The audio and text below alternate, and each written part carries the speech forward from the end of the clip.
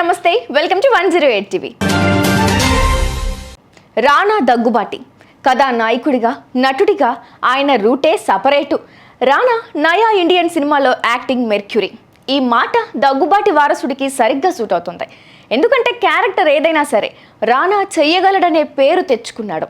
ప్రస్తుతం రానా pan India లెవెల్లో ఎదిగిన స్టార్ యాక్టర్. అటు హీరోగా, ఇటు విలన్గా అన్ని షేడ్స్లో ప్రేక్షకులను మెప్పిస్తూ ముందుకు దూసుకెళ్తున్నాడు.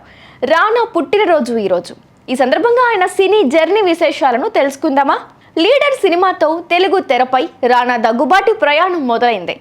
ఆ సినిమా ముందు రానా జన్మించింది సినిమా ప్రపంచంలో.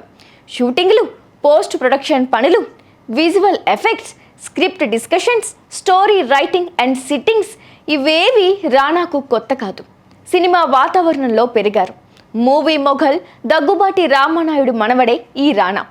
ఈ తరం నిర్మాత సురేష్ బాబు తనయుడు, వెంకటేష్కు అన్నయ్య కుమారుడు.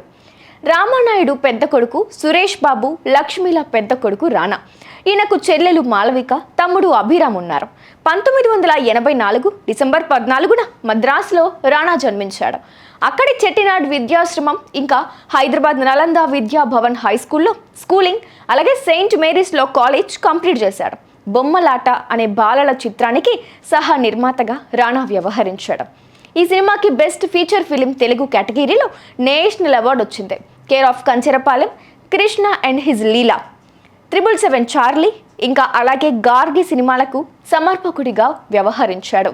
హీరోగా మాత్రమే కంటిన్యూ కావాలని రానా ఎప్పుడూ అనుకోలేదు. మంచి కథల్లో చిన్న భాగం కావడానికి ఆసక్తి చూపించారు. హిందీ సినిమాలు బేబీ, ఏ జవానీ హై దివానీ, తమిళంలో అజిత్ ఆరంభం, తెలుగులో అనుష్క సైజ్ 0లో అతిథి పాత్రలు చేశారు.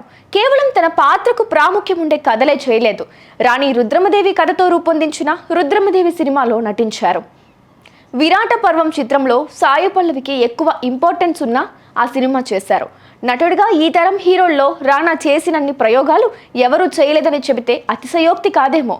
బాహుబలిలో భల్లాలదేవ చక్రవర్తిగా, కృష్ణం వందే జగద్గురుంలో బీటెక్ బాబుగా, ఘాజీలో అర్జున్ వర్మగా, ఎన్టీఆర్ బయోపిక్లో నారా చంద్రబాబు నాయుడుగా, ఆరణ్యలో నాగేంద్ర భూపతిగా, భీమ్లా నాయక్లో డానియల్ శేఖర్గా విభిన్నమైన పాత్రల్లో ప్రేక్షకులను మెప్పించారు. హీరోనా, విలనా, క్యారెక్టర్ ఆర్టిస్టా, గెస్టా అని ఏమీ చూడలేదు. నచ్చిన పాత్రలు చేశారు. వాటిని ప్రేక్షకులు మెచ్చారు. క్యారెక్టర్ల కోసం బరువు పెరిగారు, తగ్గారు. పాదరసంలా పాత్రలో ఒదిగిపోయారు. అది రానా స్పెషాలిటీ. అందుకే ఆయనంటే ప్రేక్షకులకు ప్రేమ. మంచి కథలతో రూపొందించిన చిన్న సినిమాలకు అండగా నిలబడుతున్నారు. విజువల్ ఎఫెక్ట్స్ కంపెనీ రన్ చేశారు. టాక్ షో హోస్ట్ చేశారు. అవార్డ్ షోలో యాంకరింగ్ చేశారు. రానా కథానాయకుడు, నటుడు, నిర్మాత, హోస్ట్ అండ్ మోర్. నయా ఇండియన్ సినిమాలో మెర్క్యూరీ మెటీరియల్. కేవలం హీరోగానే కాదు, Rana Inferno, Avengers Infinity War and Avengers Endgame, RRR, Winner, Subramaniapuram, Love Story, ఇంకా అలాగే పొన్నియిన్ సెల్వన్ 1 వంటి సినిమాలకు dubbing, narrator and voice over కూడా రానా ఇచ్చాడు. అలాగే విశాల్ తమన్నాల యాక్షన్ మూవీ కోసం లైట్స్, కెమెరా, యాక్షన్ అంటూ ర్యాప్ కూడా పాడాడు. ఇంకా అలాగే హోస్ట్ గాను ఆకట్టుకున్నాడు. ఇటీవలే రానా తలైవర్ సూపర్ స్టార్ రజనీకాంత్ హీరోగా తెరకెక్కిన వేటయాన్ మూవీలో విలన్గా కనిపించి ప్రేక్షకులను ఆకట్టుకున్నాడు. ప్రస్తుతం రానా కల్కి 2898 AD సినిమాలో నటిస్తున్నాడు. అంతేకాదు బాలీవుడ్లో తెరకెక్కుతున్న జాలీ LLB3లో నటిస్తున్నాడు. రానా మరిన్ని సినిమాల్లో నటించి మెప్పించాలని మనస్ఫూర్తిగా కోరుకుంటూ హ్యాపీ బర్త్డే రానా.